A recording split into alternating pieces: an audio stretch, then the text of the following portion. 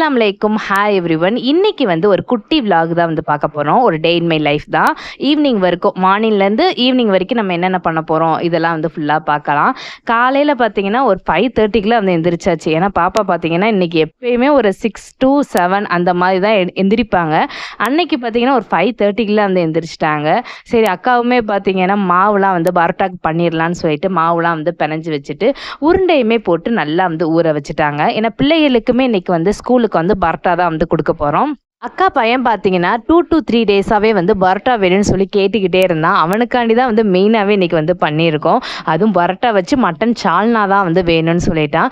Tiffin பாக்ஸுக்குமே லஞ்சுக்கு கொடுத்து விட்றதுக்குமே பரோட்டா தான் கேட்டிருந்தான். ரைஸ்லாம் வேணாம், எனக்கு பரோட்டாவே வச்சு விட்ருங்கன்னு சொல்லி கேட்டான். அவ்வளோ பிடிக்கும் பரோட்டானா. அதனால அக்கா பையனுக்காண்டி தான் மெயினாக இன்றைக்கி பரோட்டாவே செஞ்சது.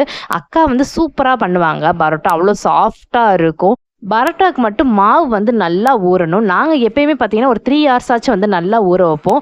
தம்பி பார்த்தீங்கன்னா ஒரு 8 o'clock தான் வீட்டில் இருந்தே கிளம்புவான். ஸ்கூல் வேன் பார்த்தீங்கன்னா ஒரு 8:10 கிட்ட வந்துடும்.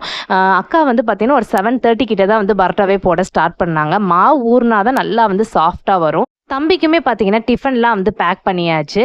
பரோட்டா அதுக்கு மேலே பார்த்தீங்கன்னா சால்னா ஊற்றியாச்சு. தனித்தனியாக வைக்கிறதோட இந்த மாதிரி ஒன்றா ஊற்றி வச்சுட்டோம்னா மதியானம் சாப்பிடும் போது நல்லா சாஃப்டாக இருக்கும். பரோட்டா நல்லா ஊறி சால்னானோட ஊறி சாப்பிடும் போது பரோட்டா இன்னுமே டேஸ்ட்டு சூப்பராக இருக்கும். யாராருக்குல இந்த மாதிரி பிடிக்கும்னு சொல்லிட்டு மறக்காமல் கமெண்ட் பண்ணுங்க.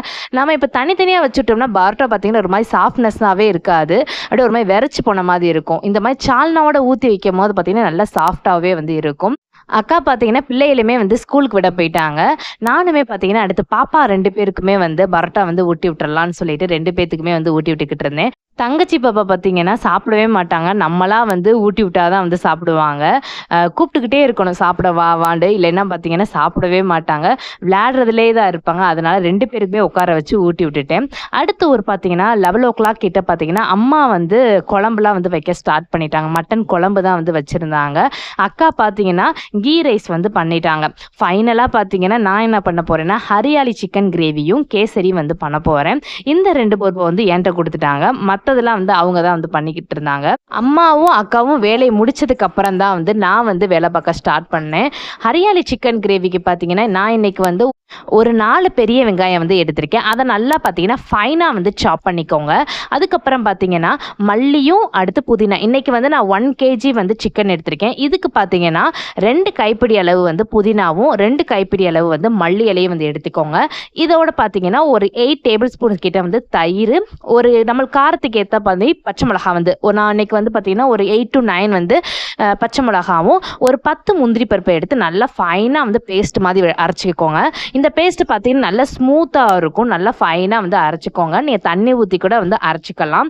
ஆனால் இந்ததே பார்த்தீங்கன்னா நம்ம தண்ணி ஊற்ற தேவையில்லை. நல்லா ஃபைனாக பேஸ்ட் மாதிரி வரும். இதுக்கப்புறம் பார்த்தீங்க கடாயில் பார்த்தீங்கன்னா ஒரு 2 tablespoon கிட்ட நெய் விட்டுக்கோங்க. நெய் ஆட் பண்ணும் போது பார்த்தீங்கன்னா சிக்கன் கிரேவி நல்லா வாசமாக இருக்கும். அதோட பார்த்தீங்கன்னா ஒரு 5 tablespoon கிட்ட சன்ஃப்ளவர் எண்ணெய் ஆட் பண்ணியிருக்கேன். எல்லாமே ஆட் பண்ணதுக்கப்புறம் பார்த்தீங்கன்னா ஏலக்காய், பட்டை, கிராம், பிரிஞ்சி இலை இருந்தால் நீங்கள் ஆட் பண்ணிக்கோங்க. என்கிட்ட இன்னைக்கு இல்லை. அதனால ஏலக்காய், பட்டை, கிராம் மட்டும் ஆட் பண்ணிவிட்டு அதோட வெங்காயத்தை ஃபுல்லாக போட்டு நல்லா பார்த்தீங்கன்னா வதக்கிக்கோங்க. நல்லா வதங்கணும். சிக்கனை பார்த்தீங்கன்னா நல்லா கழுவிட்டு உப்பு, ஒரு எலுமிச்சை பழத்தை நல்லா ஆட் பண்ணி நல்லா பெரட்டி பார்த்தீங்கன்னா ஒரு 1 hour கிட்ட வச்சுட்டு இந்த மாதிரி பண்ணும் போது பார்த்தீங்கன்னா சிக்கன் ஜூஸியாகவும் இருக்கும். அது மாதிரி பார்த்தீங்கன்னா உப்புமே சிக்கனில் நல்லா பிடிக்கும். ஸோ இந்த மாதிரி ட்ரை பண்ணி பாருங்கள். எந்த சிக்கன் கிரேவி பண்ணாலும் சரி, அது மாதிரி சிக்கன் ஃப்ரை பண்ணுறதுக்கு இந்த மாதிரி பண்ணிவிட்டு அதுக்கப்புறம் சிக்கன் பொடி இதெல்லாம் ஆட் பண்ணி பாருங்கள். சிக்கன் உண்மையிலே சூப்பராக இருக்கும். இதுக்கு அடுத்து பார்த்தீங்கன்னா நம்ம சிக்கனை ஆட் பண்ணிவிட்டு வெங்காயம் வதங்கினதுக்கப்புறம் 4 tablespoon கிட்ட பார்த்தீங்கன்னா இஞ்சி பூண்டு பேஸ்ட்டுமே ஆட் பண்ணிவிட்டு நல்லா வதக்கிக்கோங்க. அதுக்கப்புறம் நம்ம அரைச்சி வச்சுருக்கோம்ல பேஸ்ட், அதையுமே ஆட் பண்ணிவிட்டு இப்போ நம்ம மசாலாலாம் ஆட் பண்ணணும். 1/4 tablespoon மஞ்சத்தூள், 1/2 tablespoon கரம் மசாலா பொடி, 4 tablespoon கொரியாண்டர் பவுடர் மல்லித்தூள் ஆட் பண்ணிக்கோங்க. 1 tablespoon இன்னைக்கு மிளகாய் தூள் ஆட் பண்ணிக்கோங்க. உங்களுக்கு காரம் எவ்வளோ வேணுமோ அதுக்கு தகுந்த மாதிரி ஆட் பண்ணிக்கோங்க. 1 டேபிள் ஸ்பூன் வந்து மிளகு சீரகப்பொடி வந்து ஆட் பண்ணியிருக்கேன். ஃபைனலாக இதுக்கு தேவையான அளவு உப்புமே வந்து ஆட் பண்ணிக்கோங்க. நம்ம ஏற்கனவே வந்து சிக்கன்லேயே வந்து உப்பு ஆட் பண்ணியிருக்கோம். ஸோ பார்த்து ஆட் பண்ணிவிட்டு அப்படியே மூடி போட்டு வந்து வேக வைக்க போகிறோம். ரொம்ப வந்து தண்ணி ஊற்றிடாதீங்க, ஏன்னா சிக்கன்லேயே வந்து தண்ணி விடும். அதனால வந்து பார்த்து ஆட் பண்ணிக்கோங்க. ஒன் சைடு வந்து சிக்கன் வந்து வெந்துக்கிட்டு இருக்கு. நம்ம அடுத்து வந்து கேசரியுமே வந்து ரெடி பண்ண ஆரம்பிச்சிடலாம். கேசரிக்கு பார்த்தீங்கன்னா இன்றைக்கி கொஞ்சம் டிஃப்ரெண்ட்டாக வந்து பண்ணலான் இருக்கேன். இதுக்கு வந்து பார்த்தீங்கன்னா ஒரு 10 டேபிள் ஸ்பூன் கிட்ட வந்து கீயை வந்து தனியாக வந்து எடுத்து வச்சுக்கிட்டு, அதோட பார்த்தீங்கன்னா 8 டேபிள் ஸ்பூன் வந்து சன்ஃப்ளவர் ஆயில் வந்து ஆட் பண்ணியிருக்கேன். இது ரெண்டையுமே வந்து நல்லா மிக்ஸ் பண்ணிக்கோங்க. எந்த எண்ணெய் வேணால் ஆட் பண்ணலாம், ஆனால் வந்து வாசம் இல்லாத எண்ணெயாக இருக்கணும். அது ரெண்டையும் வந்து நல்லா மிக்ஸ் பண்ணிவிட்டு இதில் வந்து பாதி எண்ணெயை வந்து நம்ம வந்து ஆட் பண்ணிக்கலாம். இப்போ பார்த்தீங்கன்னா நம்மளுக்கு தேவையான அளவு முந்திரி பருப்பையும் போட்டுட்டு நல்லா வந்து ஃப்ரை பண்ணி வந்து எடுத்துக்கலாம். நான் இன்றைக்கி வந்து கிஸ்மிஸ் வந்து ஆட் பண்ணல, ஏன்னா எங்கள் வீட்டில் யாருக்குமே பிடிக்காது. அதனால இன்றைக்கி வந்து பார்த்தீங்கன்னா நான் இன்றைக்கி 300 கிராம் வந்து ரவை வந்து எடுத்திருக்கேன். எந்த பவுலில் வந்து அளக்குறோமோ அதே பவுலில் வந்து கணக்கு வச்சுக்கோங்க. இன்றைக்கி நான் ஒரு பவுல் வந்து 300 கிராமில் வந்து ரவை எடுத்திருக்கேன். அதை நல்லா வந்து வறுத்து எடுத்துக்கோங்க. நம்மளுக்கு சிக்கன் கிரேவியுமே பாருங்கள் சூப்பராக வந்து எண்ணெயெல்லாம் பிரிஞ்சு வந்துருச்சு. இப்போ ரவையும் பார்த்தீங்கன்னா நல்லா வந்து வறுத்தாச்சு. ரவை பார்த்தீங்கன்னா நல்லா வறுபடணும். நல்லா வந்து வறுக்கலைன்னா கேசரி வந்து நல்லா சாஃப்டாகவே வந்து வராது. இப்போ நம்ம எந்த பவுலில் வந்து ரவை எடுத்தோமோ அதே பவுலில் பார்த்தீங்கன்னா 2.5 கப்பு வந்து கொதிக்கிற தண்ணியை வந்து ஆட் பண்ணிக்கோங்க.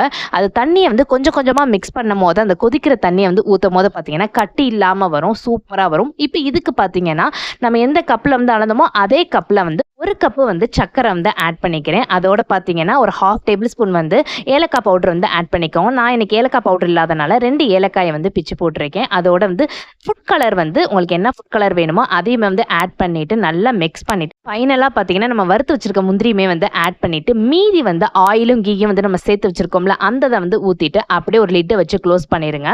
இப்போ ஸ்டவ்வை வந்து சிம்மில் வச்சுருங்க. நம்ம இன்னைக்கு வந்து இதை ஒரு 5 மினிட்ஸ் பார்த்தீங்கன்னா அப்படியே வந்து விட போகிறோம். 5 மினிட்ஸ் கழிச்சு பாருங்கள், நம்மளுக்கு சூப்பராக பார்த்தீங்கன்னா உதிரி உதிரியாக வந்து கேசரி வந்து சூப்பராக வந்து ரெடி ஆயிருச்சு. நம்ம எப்பயுமே பார்த்தீங்கன்னா கேசரி பண்ணும் போது வந்து கனமான பாத்திரம் வந்து யூஸ் பண்ணுங்க. ஏன்னா நான் ஃபைனலாக வந்து 5 மினிட்ஸ் வந்து அப்படியே தம்மில் போடும் போது பார்த்தீங்கன்னா கீழே அடி பிடிக்காமல் இருக்கும். எனக்கு பாருங்கள் ரவை பார்த்தீங்கன்னா எவ்வளோ சாஃப்டாக குலையாமல் வந்து இருக்குன்னு.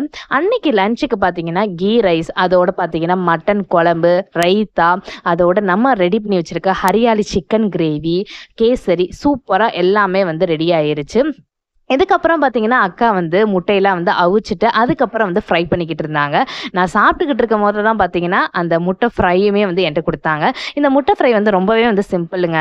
சிக்கன் பொடி இருக்குது பார்த்தீங்களா, அதை கொஞ்சோன்னு போட்டுட்டு தண்ணியில் மிக்ஸ் பண்ணிவிட்டு அவிச்ச முட்டையை 2 பீஸாக வந்து கட் பண்ணிவிட்டு அப்படியே மசாலாவில் தடவி ஃப்ரை பண்ணி எடுத்து சூப்பராக பார்த்தீங்கன்னா முட்டை மசாலா அந்த ஃப்ரை வந்து ரெடி ஆயிரும். இந்த மாதிரியும் பண்ணலாம். இல்லைன்னா வந்து ஆயிலில் வந்து சிக்கன் மசாலா அப்படியே போட்டுட்டு அப்படியே அவிச்ச முட்டையை வந்து 2 சைடு வந்து பெரட்டி எடுத்தோம்னா முட்டை ஃப்ரை வந்து சூப்பராக வந்து ரெடி ஆயிடும். அல்ஹம்துலில்லாஹ் சூப்பராக வந்து சாப்பிட்டு முடிச்சாச்சு. சாப்பிட்டு முடிச்சதுக்கப்புறம் நான், அம்மா, அக்கா, பாப்பா, அடுத்து அக்காவோட பையன் எல்லாருமே பார்த்தீங்கன்னா வெளியில் வந்து கிளம்பியாச்சு. ஒரு ஈவினிங் 5 o'clock மேலே தான் வந்து கிளம்பணும். கிளம்பிட்டு நாங்கள் வீட்டுக்கு வர பார்த்தீங்கன்னா ஒரு 9 o'clock கிட்ட வந்து ஆயிருச்சு. அன்னைக்கு டே வந்து எனக்கு இப்படி தாங்க வந்து இருந்துச்சு. இதோட நான் பார்த்தீங்கன்னா வீடியோவை எண்ட் பண்ணிக்கிறேன். இந்த வீடியோ பிடிச்சிருந்துச்சுன்னா மறக்காமல் லைக் பண்ணுங்கள், ஷேர் பண்ணுங்கள், சப்ஸ்கிரைப் பண்ணுங்கள். Bye friends.